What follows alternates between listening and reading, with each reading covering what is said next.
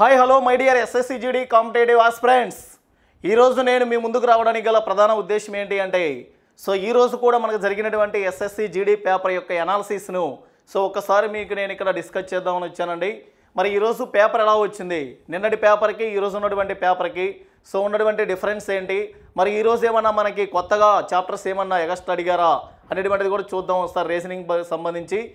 First of all మనకి ఇక్కడ ఈ షిప్స్ కానీ గమనించినట్లయితే మనకి ఈరోజు జరిగినటువంటి షిప్స్ కానీ తీసుకున్నట్లయితే ఇందులో మనకి general intelligence and reasoning part వచ్చేసరికి మనకి ఈజీ టు మోడరేట్ లెవెల్లోనే ఉన్నాయండి.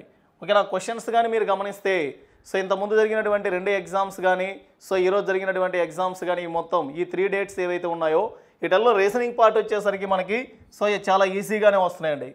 ఈరోజు అయితే మాత్రం మనకి ఇంకా ఈజీగా ఉంది. 17 to 18 క్వశ్చన్స్ చేసే విధంగానే ఉన్నాయండి క్వశ్చన్స్. మరి నెక్స్ట్ వన్ వచ్చేసరికి ఇక్కడ general knowledge and general awareness. దీన్ని మీరు ఒక్కసారి అబ్జర్వ్ చేయాలి. ఇది కూడా మనకి ఈజీ టు మోడరేట్గానే ఉన్నాయి. కాకపోతే ఇందులో మనకి క్వశ్చన్స్ వచ్చేసరికి అక్కడక్కడ మనకి టఫ్ క్వశ్చన్స్ కూడా రావడం జరిగింది. కాబట్టి కొంచెం మీరు జీకే అండ్ నెక్స్ట్ వన్ వచ్చేసరికి జనరల్ అవేర్నెస్ని కొంచెం మీరు ఎక్కువ కాన్సన్ట్రేషన్ చేయవలసి ఉంటుంది. అలాగే నెక్స్ట్ ఎలిమెంటరీ మ్యాథమెటిక్స్, కానీ అథమెటిక్కి సంబంధించి మాత్రం మనకి పేపర్ వచ్చేసరికి ఈరోజు చాలా ఈజీగా ఉన్నదన్నారండి. ఇందులో మనకి 15 to 16 క్వశ్చన్స్ చేసే విధంగానే ఉన్నాయని చెప్పేసి అంటున్నారు. అలా నెక్స్ట్ వన్ వచ్చేసరికి ఇంగ్లీష్ సబ్జెక్టు. మీరు గమనించండి, గత పేపర్స్ కానీ గమనిస్తే మనకి ఇంతకుముందు చెప్పినట్టు మనకి ఏవైతే మనకి పేపర్స్లో ఉన్నాయో అన్ని పేపర్స్లో కూడా ఈజీగానే వస్తున్నాయండి ఇంగ్లీష్ సంబంధించినటువంటి క్వశ్చన్స్ అన్నీ కూడా. ఓకేనా, ఇవి ఈరోజు వచ్చేసరికి మనకి ఈజీగానే ఉన్నాయని చెప్పేసి అన్నారు. మరి ఇందులో మనకి ఈరోజు కానీ గమనించినట్లయితే మనకి మరి అటెంప్ట్స్ కానీ గమనిస్తే మనకి 61 to 66 మార్క్స్ వరకు ఈజీగా మనం ఆన్సర్ చేయగలిగే విధంగానే ఉన్నాయి. అంటే easy to moderate level questions ఎక్కువగా ఉన్నాయి, టఫ్ క్వశ్చన్స్ మాత్రం మ్యాక్సిమం మనకి తక్కువగానే ఉన్నాయండి. ఓకే, నెక్స్ట్ వన్ వచ్చేసరికి దీన్ని ఫైనల్ రిపోర్ట్ ఏంటి అంటే మనకి easy to moderate level questions అనేవి ఎక్కువగా రావడం జరిగింది. మరి ఇందులో వచ్చేసరికి మనకి రీజనింగ్ పార్ట్లో ఎస్పెషల్లీ రీజనింగ్ పార్ట్కి సంబంధించి మనకి క్వశ్చన్స్ మనకి వెయిటేజ్ ప్రకారం తీసుకున్నట్లయితే మరి ఏ చాప్టర్లో ఎన్ని క్వశ్చన్స్ వచ్చాయి అనేది ఒక్కసారి మనం ఇక్కడ బ్రీఫ్గా డిస్కస్ చేద్దాం. మరి ఇక్కడ గమనించండి, ఫస్ట్ వన్ వచ్చేసరికి మనకి నెంబర్ సిరీస్. ఓకేనా, నెంబర్ సిరీస్లో మనకి 2 క్వశ్చన్స్ ఇచ్చారండి. ఇంతకుముందు జరిగినటువంటి 2 డేట్స్ ఏవైతే ఉన్నాయో ఇంతకుముందు జరిగినటువంటి 2 డేట్స్లో కూడా మనకి ఇవి రెగ్యులర్గా వస్తూ ఉన్నాయండి నెంబర్ సిరీస్ క్వశ్చన్స్. అలానే నెక్స్ట్ వన్ వచ్చేసరికి డైస్లో నుంచి 2 క్వశ్చన్స్ ఇచ్చారు. నెక్స్ట్ వన్ వచ్చేసరికి ఎనాలజీలో నుంచి 1 క్వశ్చన్ ఇచ్చారండి. నెక్స్ట్ బ్లడ్ రిలేషన్స్లో నుంచి 2 క్వశ్చన్స్. నెక్స్ట్ కోడింగ్ డీకోడింగ్లో నుంచి 2 క్వశ్చన్స్. నెక్స్ట్ వన్ వచ్చేసరికి డిక్షనరీ ఆర్డర్.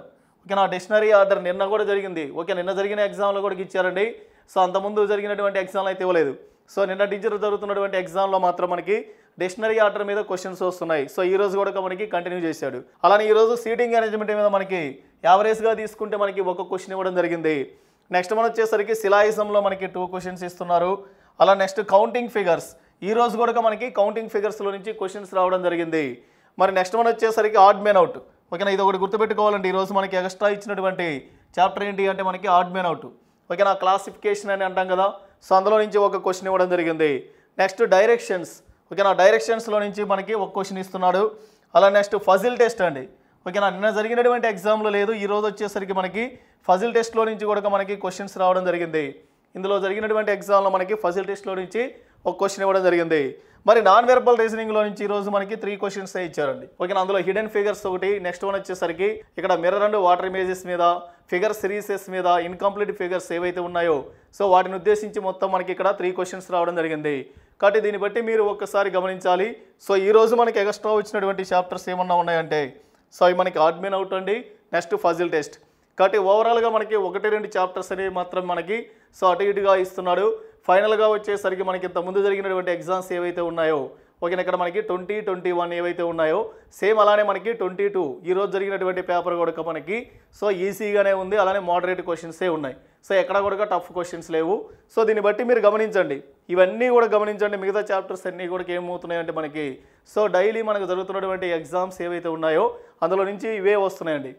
1 or 2 క్వశ్చన్స్ మాత్రమే మనకి బయటకు వెళ్తున్నాడు. ఈరోజు సరికి ఆడ్ మ్యాన్ అవుట్ ఒకటి క్వశ్చన్ బయట ఇచ్చాడు. నెక్స్ట్ ఫజిల్ టెస్ట్ ఒకటి. కాబట్టి ఇలా మనకి ఏంటి అంటే మనకి ఇక్కడ ఇచ్చినటువంటి బ్లూ ప్రింట్స్ ఏవైతే ఉన్నాయో ఆ బ్లూ ప్రింట్స్ ప్రకారమే మనకి మ్యాక్సిమం ఫాలో అవుతూ ఉన్నాడు. కానీ దీన్ని మీరు ఎక్కువ కాన్సన్ట్రేషన్ చేయండి. సో ఇప్పటివరకైతే ఈజీగానే ఉన్నాయండి. ఇక రాబోయేటువంటి షిఫ్ట్లో మళ్ళీ మనకి సో టఫ్ వచ్చేటువంటి అవకాశం ఉంది కాబట్టి సో మీరు ముందే అలర్ట్ అయ్యి కొంచెం జాగ్రత్తగా కొంచెం ఆ టఫ్ ప్రాబ్లమ్స్ కూడా మీరు చేసే విధంగా ప్రిపేర్ అయినట్లయితే సో ఇంకా మంచి స్కోర్ చేయగలుగుతారు. సో మీకు ఇది ఒక మంచి అడ్వాంటేజ్గా చెప్పుకోవచ్చండి. సో నెక్స్ట్ రాబోయేటువంటి షిఫ్ట్లు మనకి లాస్ట్లో వచ్చే షిఫ్ట్లు గ్యారెంటీగా టఫ్గా ఉంటాయి, గుర్తుపెట్టుకోండి.